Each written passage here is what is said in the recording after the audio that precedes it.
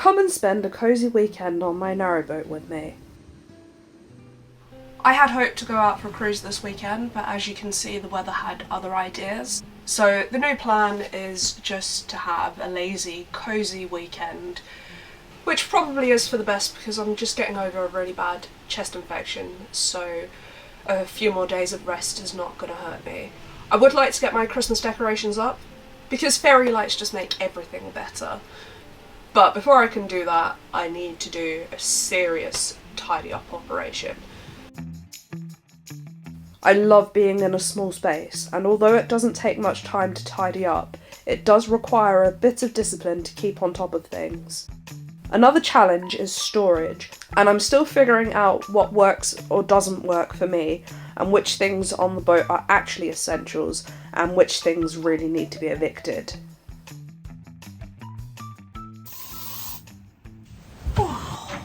Oh, that's better.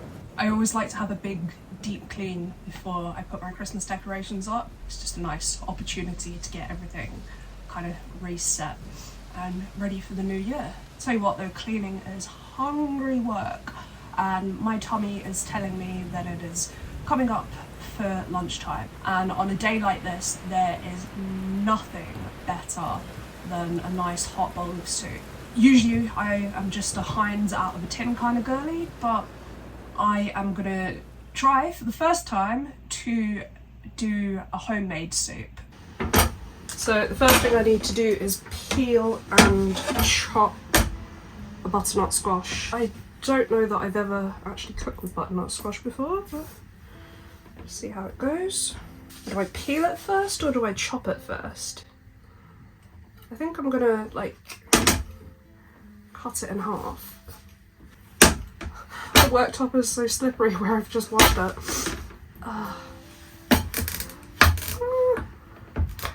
Are the seeds in these things? No, okay, that's good. Oh, that's easy, easy. Oh, I need to turn the oven on. So I'm gonna roast this. Okay. Oh, we could be here a while.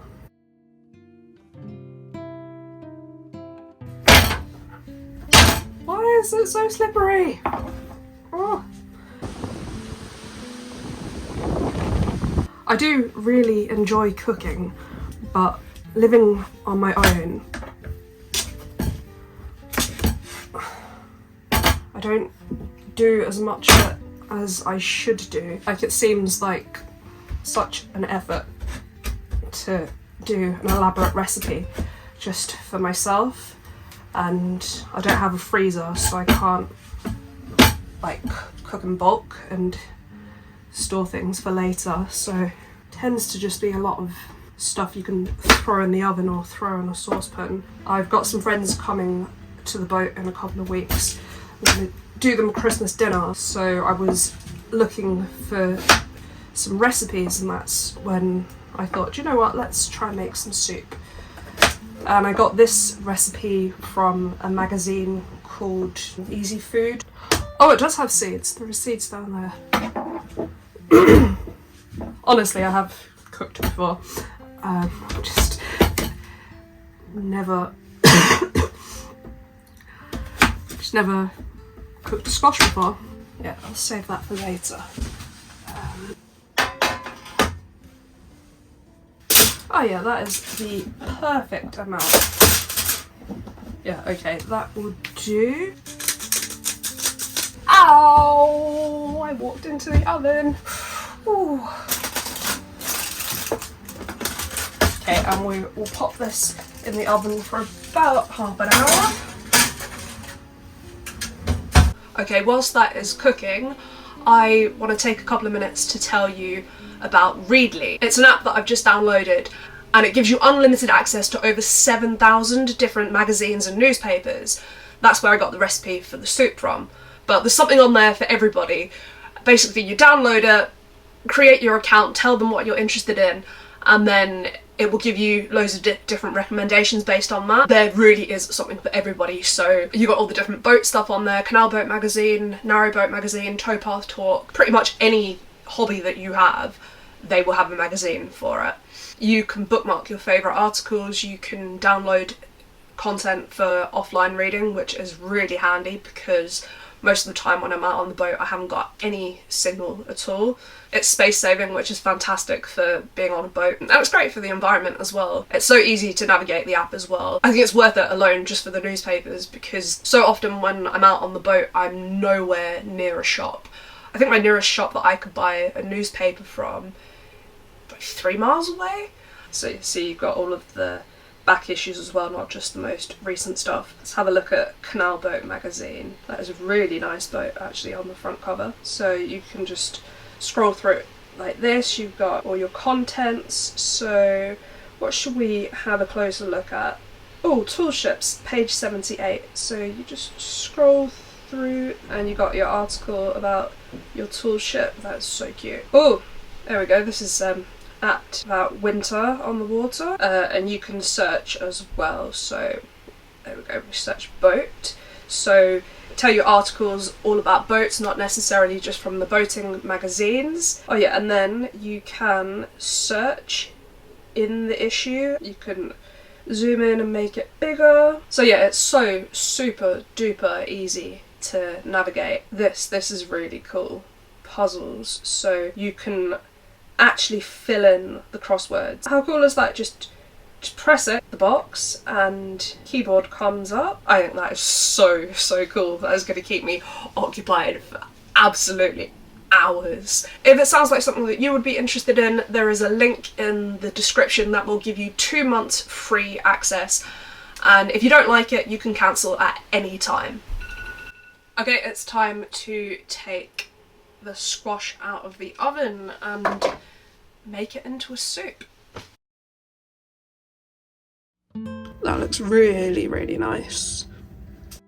If I'd read the recipe properly, I'd have realised that I was meant to be doing this whilst the squash was roasting, but that's okay. I'm more inspired by the recipe than bound by it, and I've substituted a couple of ingredients, but we'll make it work. Okay, I think those are toasted to my satisfaction. Throw the squash in there.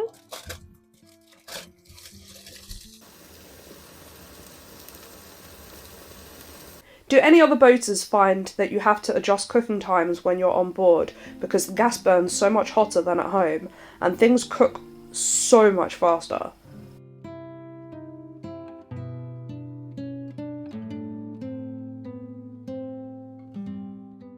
So once that is boiling, then I need to use this stick blender to mash it all up.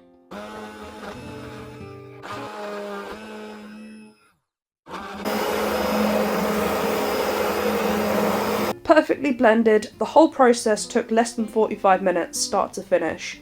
Not bad. I think it looks great, but the proof will be in the taste. Oh, it is so good. It was so nice. Success. Definitely recommend that recipe. After everyone was fed and the washing up was done, it was time for the main event. The storm was absolutely fierce, with winds in some parts of the country up to 75 miles an hour. My local city cancelled their Christmas light switch on because of the weather, but here on Foxglove, the festive preparations were in full swing.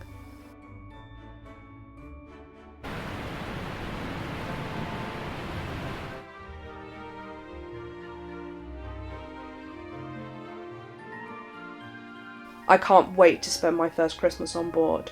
I'm thinking about a Christmas Day cruise, or maybe I'll just stay in and watch some of my favourite films.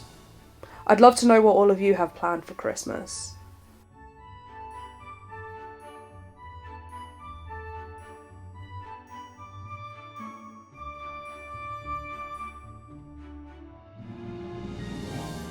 I was actually exhausted after that and needed a little lie down until dinner.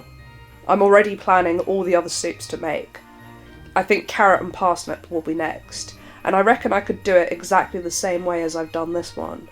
Oh, it is even tastier second time round. After dinner, I was ready for an early night. Well, after a few more crosswords, of course.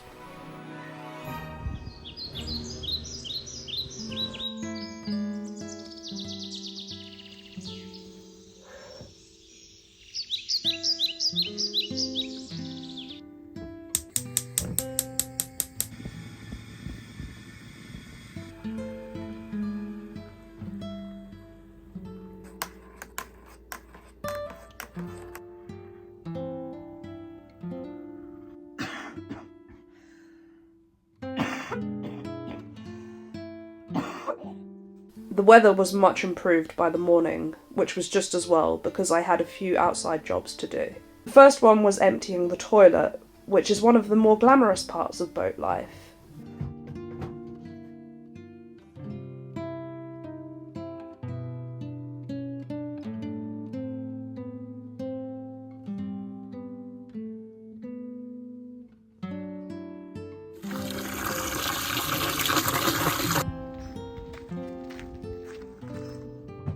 I actually don't mind doing the toilet.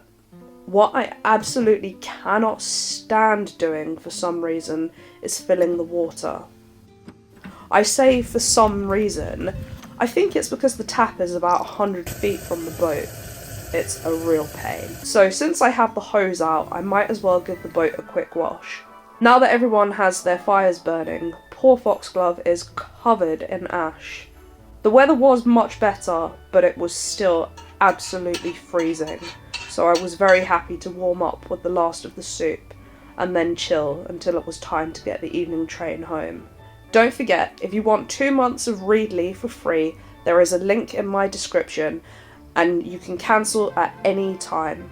I'll see you all again very soon. Thank you for watching.